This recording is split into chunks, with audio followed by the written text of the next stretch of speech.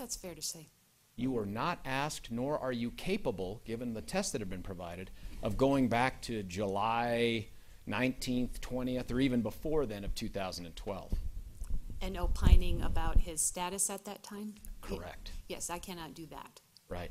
And the reason you are asked to do this very finite, circumscribed area of investigation was for Dr. Metzner, correct? Correct. And your understanding is that Dr. Metzner wanted a neuropsychologist like you are, correct? Correct. A board-certified forensic psychologist like you are, correct? Correct.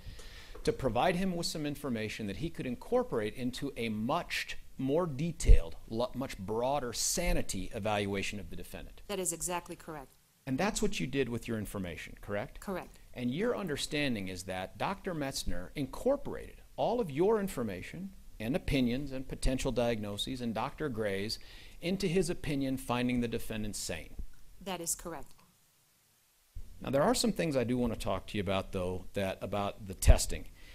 You went through a whole bunch of these tests, and then at the end, you said, and I don't want to overemphasize the word because you didn't, but you said, I found largely that his processes, if I'm using the right word, were intact, correct? Correct.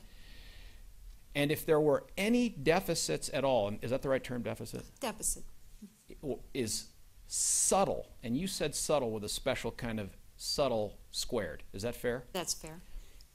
When you say subtle in that way, are you suggesting this is really pretty slight impairment? In terms of his neuropsychological status, absolutely. These are subtle impairments in his neuropsychological status. And not just subtle in terms of his status, but subtle in terms of his status considering other white male guys who have been in school 16 or 17 years. Is that right? Correct. Compared to regular person like me, regular person in the community, that average or slight impairment would look pretty daunting. That would blow me away. Oh, maybe I didn't understand. It's compared to other people in the community, stop me if I'm not answering what you're asking me, but if compared to other people in the community without that advanced level of education, his thinking skills would look pretty normal. Pretty good. And so just a slight impairment. Correct. Now, there are things that you went through with Mr. King that talk about the different areas that some of these tests can cover. And I want to make sure I understand this. You do not have a test that was administered here that is going to tell us whether it's for August of 2013 or 13 months before, whether or not that guy had the capacity to know right from wrong based on societal standards of morality. Is that right? That is correct.